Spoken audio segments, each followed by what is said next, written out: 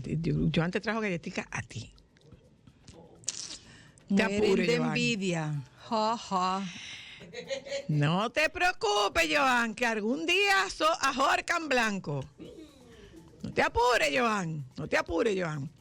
Bueno, saludos a usted, oyenta. Mira, Josefina, comenzamos con malas noticias el programa. La muerte de Chabelo. Ah, sí. Chabelo fue ícono mexicano. Un ícono mexicano, generaciones de mexicanos y mexicanas que se fueron desarrollando con sus películas, acompañado por las películas de Chabelo y por ese programa. Tenía 50 años, tenía un récord Guinness. 50 años, el niño que más tiempo duró en la televisión, siendo niño en la televisión, la verdad que sí. Y la verdad es que para México fue una súper pérdida. Y así lo vivieron y así lo despidieron. Sí. O sea, pasados presidentes, Felipe Calderón. Es que muchas generaciones vivieron la experiencia de Chabelo. Era una. Yo lo pudiera, quizás no compararlo como con Cantinflas. Bueno, así, en su mundo. Pero sí, yo diría que con el Chavo, con Chespirito. Con ¿cómo se llama? Roberto Gómez Bolaños. Exactamente, pero sí, muchas generaciones de mexicanos se fueron desarrollando con la figura de Chabelo. Muy querido, de hecho, hay un verbo, querido. Catafixiar. Sí. ¿Qué es la catafixia? Es un cambio. Es un cambio. Sí. Lo de Freddy Vera, te cambio. Entonces, esa era la catafixia. Te cambio pero lo que tengo en el bolsillo. Una de las cosas bonitas también que yo pienso de México y de su gente es cómo reconocen a sus figuras y cómo enaltecen ese legado que han dejado. Entonces, yo pienso que también realmente eso es una experiencia para aprender.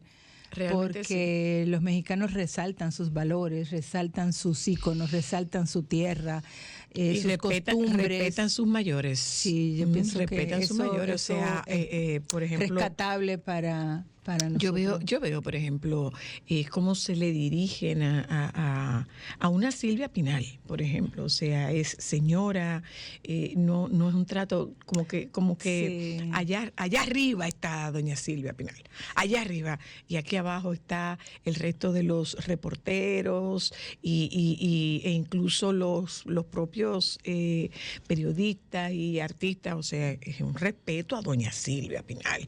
Y también murió Ignacio López Tarso, que fue también un actor muy querido, muy reconocido y también con una larga trayectoria. No, era Enrique, no. El Ignacio López Tarso estaba en el Maleficio. No, creo que no. Bueno. Creo que no estaba en el Maleficio. Y ¿tú sabes quién se murió? Blas Durán. Ya, el merenguero. Blas Durán merenguero. ¿Quién? No, es que no sé. O sea, tú no sabes Pájaro Pelú. ¿Y no era merenguero él? No, era bachatero. Ah, perdón. Ay. Era bachatero, Blas Durán, de Nagua. Ah, sí. Sí, claro, era de Nagua, Blas Durán. Ay, perdón por esa. Era de Nagua. No, pero metida de pata. No, es que no haces la conexión, pero nosotros oíamos mucho, o sea, no oíamos mucho porque no podíamos escuchar la música de Blas Durán porque estaba prohibida para nosotros, ¿tú te acuerdas? En el colegio. Pero prohibida porque no teníamos acceso a música en el colegio, salvo los fines de semana. Pero Blas Durán fue un bachatero importante de los finales de los 70, a principios de los 80, pero era de muy doble sentido, muy doble sentido, muy doble sentido, y era de Nagua. Bueno, en esa época la bachata no era una de las músicas no, claro que no. Que podía escucharse con total libertad y que estaba hasta que llegó a un grupo social que era la bachata. Uh-huh. La bachata era música era música de guardia y cuero. Sí, así la definían, música de guardia y cuero. Y no lo puedo decir de otra forma porque no se decía de otra forma. Se decía justamente de esa manera. Miren, dándoles la bienvenida, la doctora va a compartir con nosotras en la tarde de hoy. Pero mira, Mira tú, mira qué buena noticia esta. Mira qué buena noticia esta de Arayet, la aerolínea internacional líder en el transporte de pasajeros desde y hacia el Aeropuerto Internacional Felipe Ángeles en México. Arayet. Ya, es la única que viaja aquí desde el aeropuerto. Y dicho sea de paso, un aeropuerto precioso. Es un aeropuerto espectacularmente Es una bello. lástima Sí, que tenga tantos detractores el aeropuerto. Pero de hecho, el aeropuerto internacional de México está muy deteriorado. Hay áreas que están muy, muy deterioradas. Sin embargo, este nuevo aeropuerto que tiene apenas un año está precioso. Bello. Las dificultades es que está en el Estado de México, está bastante retirado del distrito de la Ciudad de México, de la Ciudad de México a 1 hora aproximadamente, pero es un aeropuerto muy bonito. Tú sabes que tuvimos la oportunidad de ver nosotros cuando estuvimos en ese aeropuerto, no 1 ni 2, 3 F-16 despegando. Sí, porque al lado del aeropuerto está en una base aérea. Al lado está el aeropuerto del Ejército Mexicano, exactamente. Sí, y es un aeropuerto muy bonito. Pues mira, eso es una buena noticia, saber que Arayet es líder en el transporte de pasajeros en ese aeropuerto. Lo que se ha comentado del aeropuerto es que los vuelos están retrasados porque muchas veces los procedimientos son muy lentos, pero es una muy buena opción. Bueno, mire, estuve leyendo ahí, doctora, dije que si usted, que el sudor sirve para la ansiedad. El olor del sudor sirve. Sí, es un mal olor. Explícame que el olor del sudor sirve para la ansiedad. ¿Y qué explicación te puede dar? A menos que tú la ansiedad se te cure con un doctora, mal mire, olor. Esto está complicado, esto está complicado. Y mira, yo no toco el tema de la comunidad LGBTQ, porque es un tema bastante complejo. Pero estábamos viendo que en España, en este momento, tú sabes lo que están haciendo, que tú no necesitas de nada que no sea tú decir que tú quieres cambiarte de género. No necesitas más, Sí. Y te lo cambian. Entonces, ¿qué está ocurriendo? Que hombres que han agredido a mujeres como hombres son transgénero y con un trámite administrativo entran a las cárceles como mujeres, a las cárceles de mujeres. Wow. A las cárceles de Esto mujeres. No puede ser. Sí, No puede ser. Bueno, pues así está ocurriendo. Y mira lo que ocurrió en el tema del último tiroteo en una escuela en Estados Unidos. Fue una mujer. Una joven de 22 años, ¿no? Que había estudiado ahí. Sí, pero transgénero también. ¿Sí? Transgénero también. Bueno, aquí hay muchas cosas que... Yo pienso que, mira, es una de las inquietudes que yo tengo en lo que está ocurriendo ahora con esto de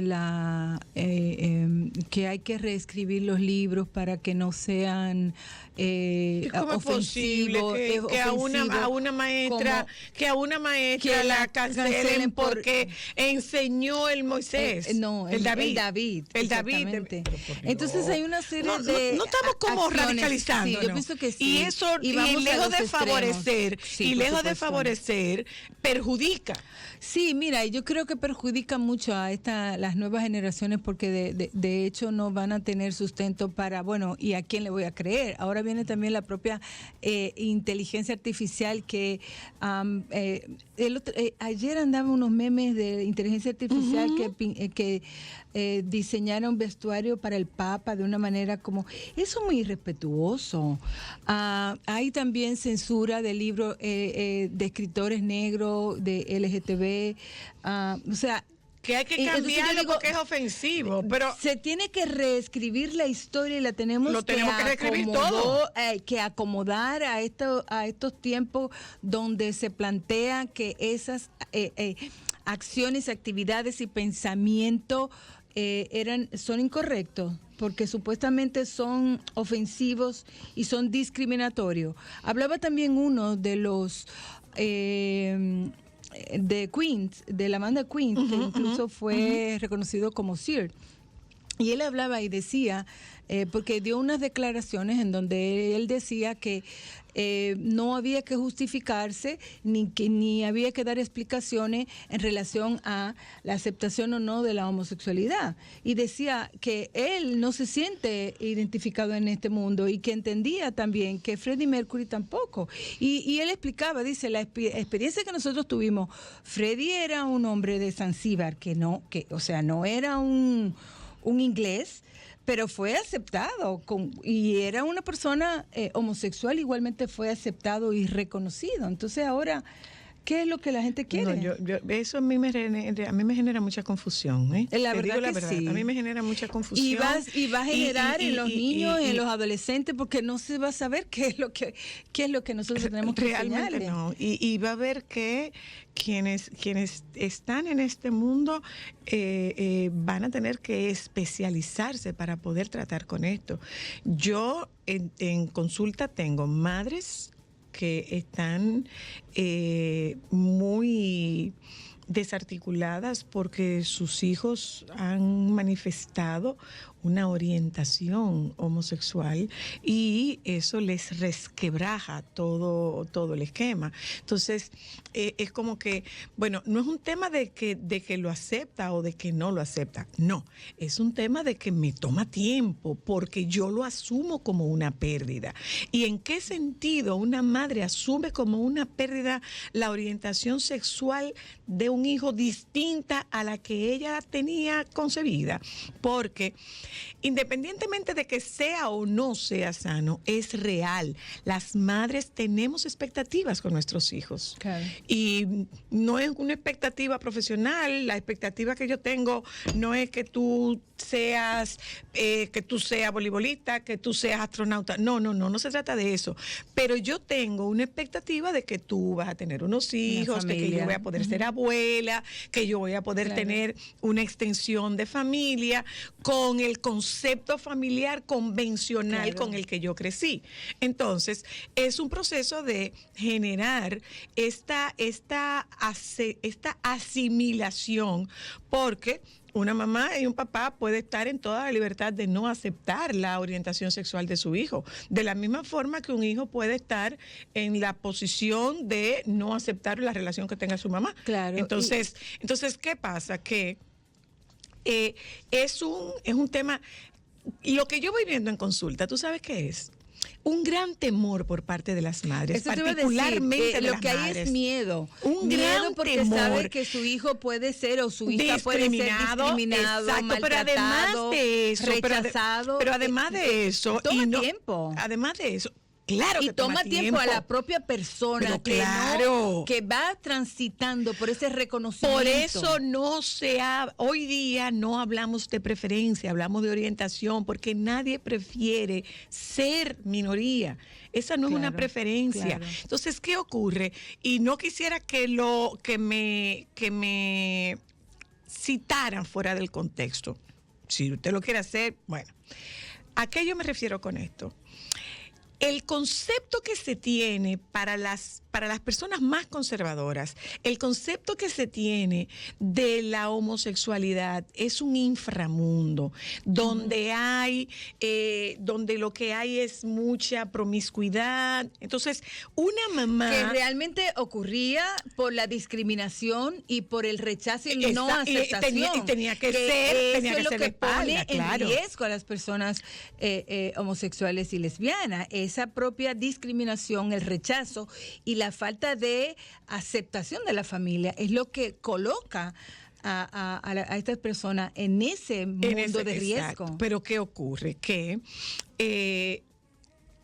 hay que acompañar a estas familias a que, mira, hoy día ese mundo no es lo que era antes. No necesariamente. Y si bien es cierto que hay riesgos en la comunidad LGBT, no es menos cierto que en la comunidad heteronormativa también hay un gran nivel de riesgo. Sí. Y hay promiscuidad, y hay droga, y hay delincuencia, y hay de todo como lo hay en el otro lado. Sí. Pero ¿qué pasa?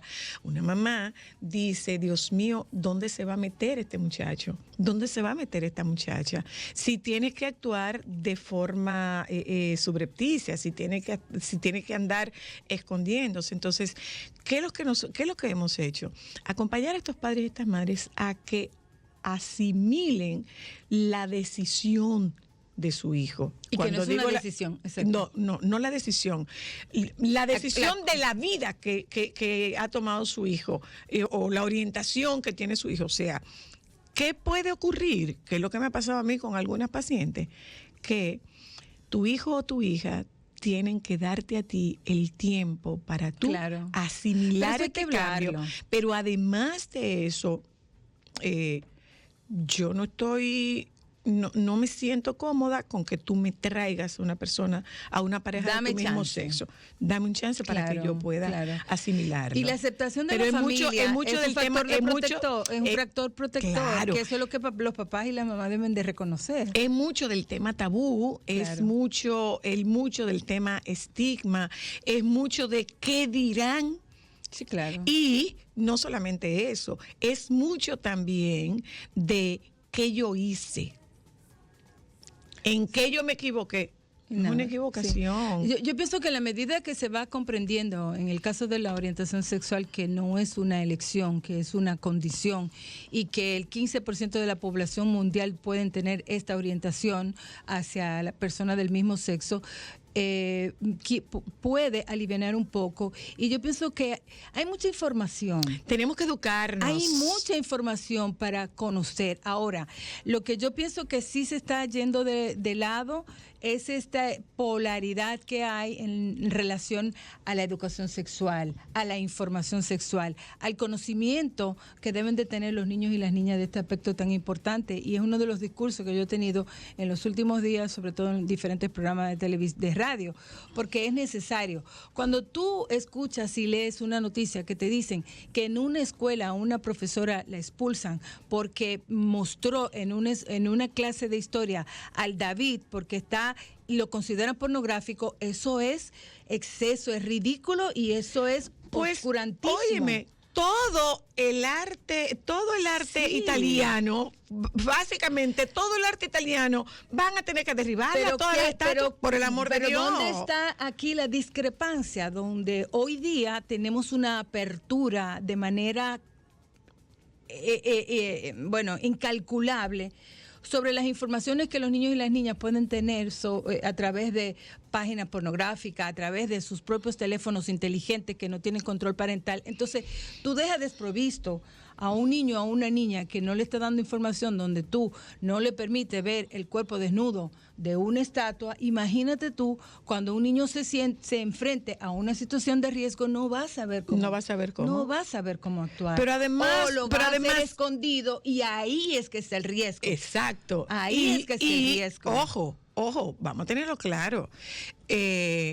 Los pederastas, que no son los mismos que los pedófilos no actúan, los pedófilos consumen imagen, pero los pederastas son los que ejecutan la acción en contra de los niños. Esto es caldo de cultivo para que estos pederastas se introduzcan, para que estos pederastas se introduzcan. Y que lo están haciendo.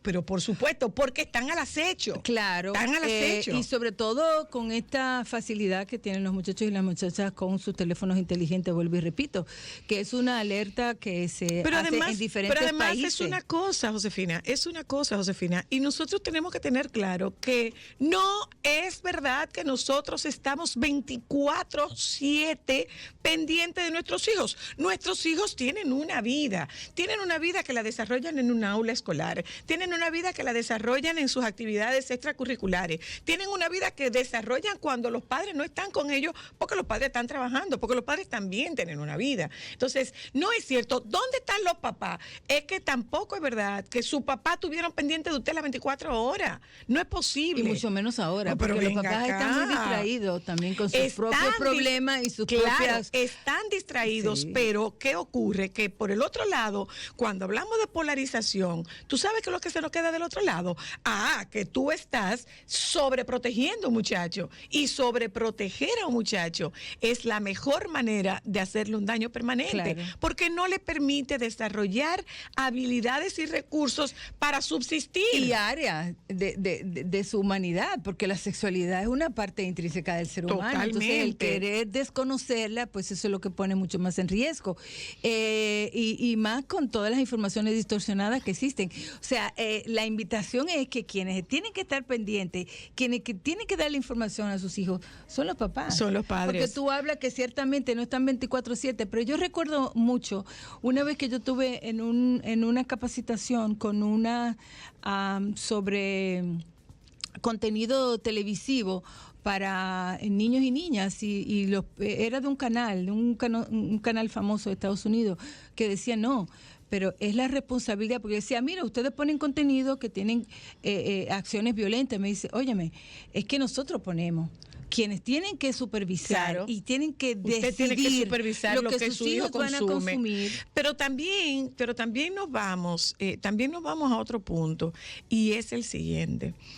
Yo tengo control, porque vamos a recordar, aquí hay varios países que corren en paralelo. Eso lo hemos dicho muchas veces. Yo una mamá en un barrio, y esto a razón de una expresión de una madre en Twitter hace varios meses, probablemente un par de años. Esta mamá decía, yo sé lo que mis hijos escuchan, pero mis hijos viven en un barrio. Y en mi casa esa música no se toca, pero en el barrio, claro, se toca. Pero tú tienes que saber. Sí, pero yo tengo que partir, claro, de esa realidad. Tengo que partir de esta realidad. Entonces, ¿a dónde vamos? En lo vital que es el que los padres se eduquen, y que si no tienen la capacidad, bueno, pues mira, siéntate con tu hijo y dile a tu hijo, yo no sé de qué se trata, vamos a ver. Yo te digo, por ejemplo, que muchos de mis tabúes sexuales se rompieron con la participación de los profesionales aquí en Solo para Mujeres. Y tengo que admitir y reconocer que la educación sexual de mis hijas fue responsabilidad tuya, no fue responsabilidad mía. ¿Por qué? Porque yo tenía cualquier cantidad de tabú. Claro. Todo el tabú que se puede tener cuando a ti te educan en un colegio católico de monjas. Que te dicen que besarte es un pecado. No, o que si tú te secas con la toalla, que si te secas con la toalla de tu hermano tú te embarazas. Embarazada. O que si tú te sientas en un baño, puedes salir embarazada. Entonces, los papás y las mamás tienen que entender que no pasa nada con que le diga a su hijo, no sé. Claro. No sé, o sea, las madres y los padres no estamos llamados a saberlo todo. A saberlo todo, pero están obligados a buscar información. Y yo pienso que también un aspecto muy importante que debemos de indicar a los papás es ir desarrollando el pensamiento crítico de los hijos, y de los niños y de las niñas, porque de esa manera también ellos van a ser mucho más selectivos. Lo que pasa es que es más fácil tú guiar a un muchacho que no tenga pensamiento crítico. Tú decirle, ok, vamos a escuchar esta canción de fulano de tal. ¿Qué te parece lo que dice? ¿Qué dice esto? ¿Qué es lo que dice Bad Bunny que todo lo disparate que dice? Pero vamos a analizarlo. ¿Qué tú crees? Si eso es una posición adecuada. Entonces es necesario, señores, los tiempos que vienen y los actuales están complejos. Son más demandantes, la crianza de los niños y de las niñas. Son los más papás demandantes. Tienen que estar Sí. Ojo pelado. Y, señores, miren, no pasa nada con que usted le diga a su hijo, yo no sé. Todo lo contrario. Usted puede pensar que usted queda mal frente a su hijo. Es todo lo contrario. Usted queda bastante bien porque tiene la humildad de reconocer que no sabe. No sé, pero vamos a investigarlo. O vamos a investigarlo juntos y vamos a discutirlo. Así es. Se muere si se le está explotando una vena. Saludos, doña Ámbar. Hola, ¿cómo están? Yo estoy aquí experimentando ser oyente del carro. Y qué tema tan importante que ustedes están tocando. Y es una de las cosas que a mí más ansiedad me genera y más preocupación. Porque para mí, que soy una mamá joven, y veo cómo va a generar... evolucionando las cosas, las tecnologías y el bombardeo de los niños es mucho, por muchas partes, por más que tú te quieras involucrar, por más que tú quieras estar presente, ustedes no se dan idea por la cantidad de formas diferentes que los niños están siendo bombardeados. En mi casa, por ejemplo, la televisión, el iPad, toda la tecnología tiene parental control, pero tú no sabes qué anuncio le puede salir a un niño que no necesariamente va acorde con el parental control que tú tienes. Es cierto. O sea, todo va demasiado rápido, demasiado evolucionado. Por ejemplo, el tema de las orientaciones sexuales y las preferencias sexuales, a mí me abruma mucho.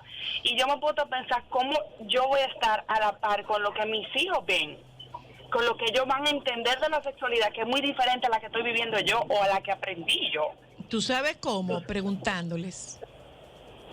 Mira, porque la luna, muchas, te lo digo, la luna, mira, no es tan fácil. A mí me tocó tener una conversación de Mateo de una pareja besándose, y aunque yo soy muy abierta y muy cómoda, para mí fue chocante, como que wow, porque yo estoy teniendo esta conversación con mi hijo de 5 años. Porque si no la tienes tú, si no la tienes tú, la va a tener otra gente. Pero entonces, ahí hay un poco de prejuicio también.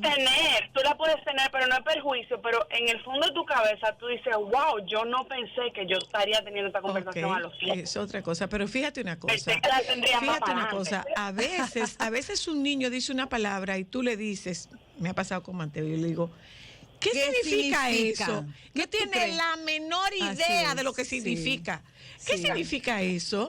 Por ejemplo, algo tan simple como que hablando con Mateo, yo he dicho, porque la encabeza, y él me dice, ¿qué es encabezar? Y le digo que va adelante.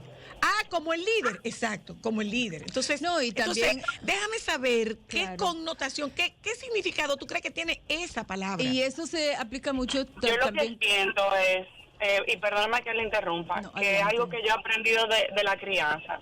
Si hay una cosa que para mí como mamá joven es totalmente certero y real, es que hay que desaprender para aprender de manera constante. Así es. Lo que yo creo que es válido hoy, mañana puede que no sea válido. Es así, hay que actualizarse. Y totalmente, yo creo que uno tiene que buscar herramientas para uno poder procesar a la altura de cómo están pasando las cosas. Claro. Es así. Y buscar información validada, porque también es otra cosa. Ahora todo el mundo da opinión, todo el mundo da consejos, todo el mundo da recomendaciones, y muchas veces esas recomendaciones es desde la propia experiencia, pero no están fundamentadas. Y yo digo que ciertamente que es un desafío criar hoy día por todas las situaciones y condiciones que se están dando, pero nunca antes había tanta información relacionada con que en relación a lo que los niños y las niñas necesitan para tener un desarrollo pleno y armónico, que no solamente es buenos cuidados, alimentación, salud, pero también es darle información para irlos preparando para este tiempo de cambio. Entonces eso es necesario, por eso planteamos aquí que los papás hoy día tienen que tener una apertura a lo que se está viviendo y poder dar informaciones que sean certeras y que sean validadas para que sus hijos puedan transitar por esta época que se plantea de alguna manera compleja. Muy Yo lo que sí quisiera... Gracias, doña Ámbar. Diga usted. Una última cosa que a mí sí me gustaría, que así como se visualiza muchas cosas con el tema de preferencias sexuales y de identidad. De orientación, más que preferencia. De orientación, perdón, o de orientación. Que así también fuera igual de fácil encontrar que un niño pueda ver una persona, por ejemplo, yo no he visto un programa que les enseñe, por ejemplo, lenguaje de señas o inclusividad con niños neurodiversos. O sea, yo creo que también deberíamos subir a la palestra, también dar a conocer y que los niños tengan contacto con esas otras realidades que a veces son muy minimizadas. Necesidades tenemos muchas. Muchas gracias, Ámbar. Muchas gracias. Gente, vámonos un momento a publicidad. A lo largo del programa, si quieren, tocamos un poco de estos temas. Ahí viene la Semana Santa y vamos a aprovechar la presencia de la doctora en la tarde de hoy para tocar aspectos de seguridad, cómo prepararnos para salir con niños pequeños. Si hay algo que yo aprendí a lo largo de todos estos años es que cuando usted va a tomar un viaje largo, tome en consideración lo importante que es hacer paradas para que los pequeños descansen y se estiren. Hablamos con César Perelló esta tarde sobre, ve acá, y si los cuartos no me alcanzan, ¿cómo que tú dices que ahorre? Ya volvemos.